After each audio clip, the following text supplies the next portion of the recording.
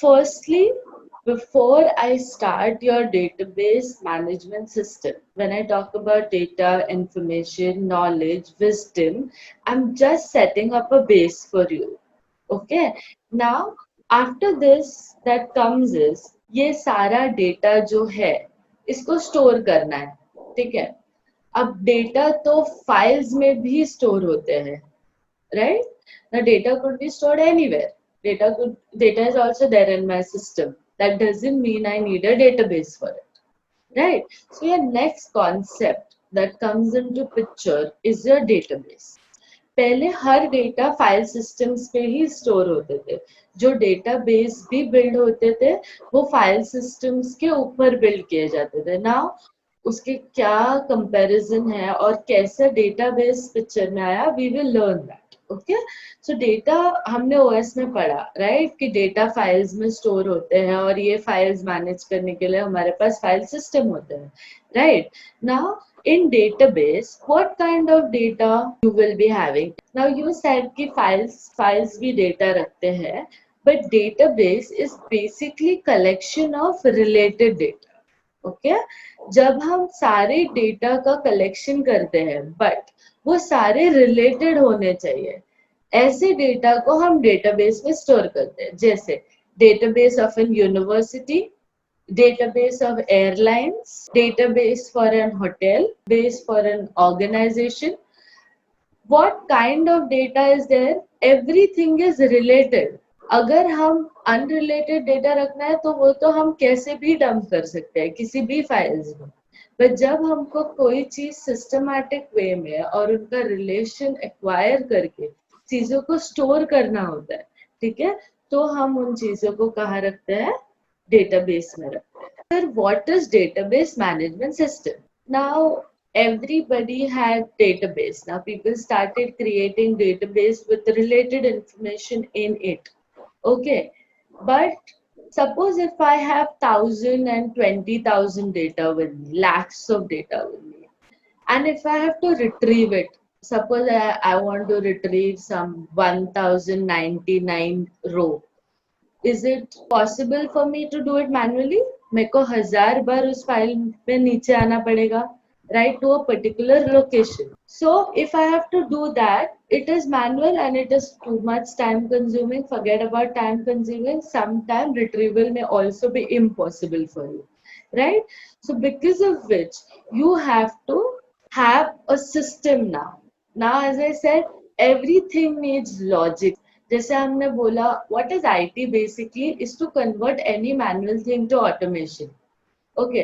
तो अगर पहले फाइल्स थे, फाइल्स में डेटा थे, but data were not kept properly और रिलेटेड डेटा नहीं लिंक हो पाते थे, there are many drawbacks for it. तो बेस्ड ऑन दिस तुम्हारा डेटाबेस आया ना, मैनुअल चीज को ऑटोमेट कर दिया.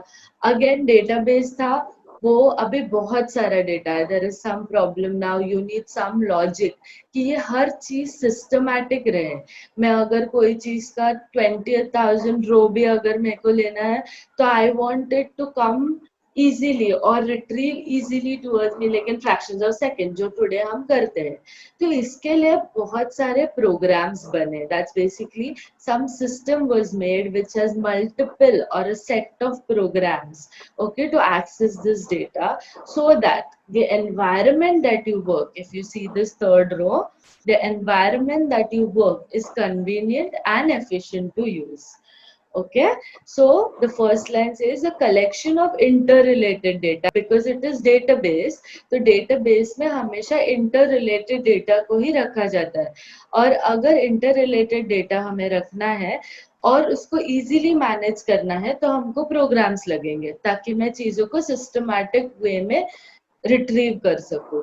और अगर मैं ये कर पाती हूँ तो मेरा एनवायरनमेंट कन्वीनियंट और एफिशिएंट दोनों बन जाता है. This is about database. Now these are some application that I've jotted down. Okay, so this could be a first question which says what is DBMS and write few of its database applications. So banking for all transaction, airlines for reservation schedules, and many much more things. It's just a sample examples. Okay, universities, sales data ho, online retailers, manufacturing Your next part is purpose of database systems. Now, as I said कि DBMS क्यों आया, क्योंकि file systems को replace करना था, मतलब files को replace करना था, इसलिए डेटाबेस आया, और फाइल्स को मैनेज करने वाला फाइल सिस्टम, तो डेटाबेस को मैनेज करने वाला डेटाबेस सिस्टम। ओके, तो फाइल सिस्टम के ना थोड़े ड्रॉबैक्स थे, और उसका सबसे पहला ड्रॉबैक था data redundancy and inconsistency. Why do you write this word redundant and inconsistent together? Okay, redundant means duplicate data होना। तो फाइल सिस्टम में डुप्लीकेट डेटा कैसे बनता है, लेट्स सी दिस। अगर डेटा डुप्लीकेशन होगा तो डेटाबेस का ज्यादा स्पेस यूटिलाइज होगा। ज्यादा स्पेस क्यों यूटिलाइज होगा, क्योंकि एक ही डेटा 4 बार लिखा है, so it's not really good. तो डेटाबेस इतना पावरफुल है कि वो चीजों को डुप्लीकेट होने नहीं देता, अगर है भी तो वो उसको बहुत एफिशिएंटली मैनेज कर लेता है। Okay, so optimization is very important. Optimization basically means कि बेस्ट वे में डेटा स्टोर करना। ओके, तो डेटा रिडंडेंसी कैसे होता है फाइल सिस्टम में, लेट्स टेक एन एग्जांपल। समझो मेरे पास एक फाइल है जिसमें, इमेजिन करो एक टेबल है, ठीक है, वो टेबल में नेम है, एज है और फोन नंबर है, ठीक है, नेम है, एज है, फोन नंबर है, ऐसे 3 कॉलम्स है मेरे पास। तो मुझे ना एक यूजर को, अभी ये एक समझो मैंने एक फाइल में ऐसा एक फाइल बना दिया जहाँ पे एक टेबल है जिसमें नेम, एज और फोन नंबर लिखा हुआ है, ठीक है। अब एक अगर पर्सन है, उसको सिर्फ नेम और फोन नंबर देखना है, he doesn't want to see age, or rather I don't want to show him the age, okay, I want to hide my age from him। तभी फाइल सिस्टम में क्या करना पड़ेगा, मेरे को एक नया फाइल बनाना पड़ेगा जिसमें सिर्फ नेम हो और फोन नंबर हो, और मैं उसको वो दिखाऊंगी। अभी समझो एक पर्सन है जिसको मेरे को फोन नंबर नहीं दिखाना, मेरे को उसको सिर्फ नेम और एज दिखाना है, तो फाइल्स में क्या होगा, एक नया फाइल बनाओ जिसमें से फोन नंबर हटा दो और सिर्फ नेम रखो और एज रखो। तो क्या हो गया, डेटा सेम है तीनों जगह पे, बट फाइल कितने बने, 3, मतलब डुप्लीकेट डेटा हो गया। अगर ज्यादा स्टोरेज यूज हो रहा है because of redundancy that we have, and it is also time consuming because you're creating a same thing again and again. So this is a problem of redundant data, that it takes away your storage. This leads to inconsistency. Now inconsistency in what way? समझो अगर मैंने एक file में, जो पहला file था मेरा, जो कंप्लीट फाइल है जिसमें नेम, एज, फोन नंबर है, अगले साल मेरा एज चेंज हो जाएगा, तो अगले साल अगर मेरा एज चेंज हो जाता है तो फिर मैं वहां पे समझो इफ आई राइट 25 का 26 नेक्स्ट ईयर, तो मैंने एक फाइल में अपडेट कर दिया। ऐसा हो सकता है कि उसकी कॉपी और 10 जगह है, तो उसमें कैसे अपडेट होगा, तो वो इनकंसिस्टेंट हो गया डेटा। डेटा सेम होना चाहिए था क्योंकि वो सेम फाइल का हाफ पार्ट है दूसरे जगह पे, जो फाइल बी और सी है, बट वहां पे तो एज अपडेट ही नहीं हो पाया क्योंकि मैंने सिर्फ मेरे एक फाइल में उस चीज को अपडेट किया जो मेन फाइल है। तो डेटा रिडंडेंसी के वजह से क्या हो गया, इनकंसिस्टेंट हो गया। ना the second drawback is difficulty in accessing data, जो मैंने तुमको अभी बताया कि अगर एक फाइल में 10 रो है तो बहुत इजी एक्सेस करना, कि चलो सेकेंड रो मैन्युअली एक्सेस कर लिया, बट अगर फाइल में 20,000 30,000 रो है तो मेरे लिए एक पर्टिकुलर रो पे जंप करना डिफिकल्ट है। सी फाइल्स में ना हम सी प्रोग्राम लिख के 3000 4000 वाले रो पे जंप कर सकते हैं बिना डेटाबेस के भी, बट उसके लिए तुम्हें लोकेशन पता होना चाहिए। अभी हमारा सर्वर तो 50 जगह पे है, अगर मैं गूगल कर रही हूँ कोई चीज या कोई फाइल है, मैं किसी किसी और सर्वर पे है जो रिमोट एरिया पे है, तो वहां का लोकेशन मैं कैसे ढूंढूंगी, क्योंकि प्रोग्राम में अगर मेरे को कोई चीज फेच करना है सी प्रोग्राम में, ओके, तो मेरे को उसका लोकेशन लगेगा, which is very tedious for us to do for every single data। तो ऐसा नहीं है कि फाइल्स में 30,000 वाला डेटा डायरेक्टली नहीं एक्सेस हो सकता, मैनुअली ही करना है, उसके लिए हम एक प्रोग्राम लिख सकते हैं, but provided we know the location of it. which is again a tedious job. हर data का location जानना is again a tedious job. Okay, so that's why we have database system again, ताकि accessing जो हो वो easy हो. अब ये कैसा होता है कि रिडंडेंट डेटा क्यों नहीं होता, एक्सेस कैसे होता है, this only we are gonna learn in entire subject. हम क्वेरी लिखेंगे and you will truly understand कि how beautiful the subject is and how useful it is.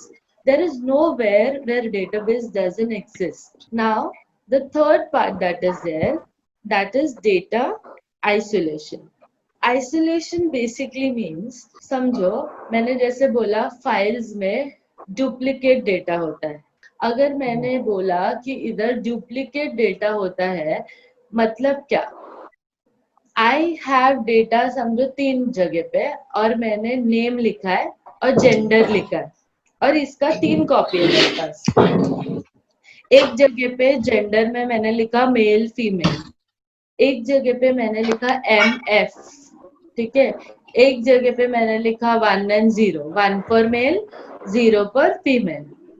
क्या डिफरेंस है इन तीनों के बीच में? तीनों फाइल में डेटा सेम है but in different forms.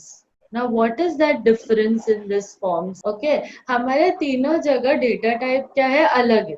तो अगर फाइल सिस्टम में अलग सेम डेटा का अलग अलग फाइल में अलग अलग डेटा टाइप है, ठीक है, तो यहाँ पे प्रॉब्लम आ जाता है आइसोलेशन का. ओके, डेटाबेस क्या करता है हमारे लिए, अगर समझो पहला फाइल में नेम है और मेल जेंडर लिखा है या फीमेल लिखा है, तो वो क्या करता है, अगर उसको पता है, समझो ही नोज कि there is one Raveena Shetty who is a female and Raveena Shetty is in other file also and there is Raveena Shetty in other file and he knows that this is same person.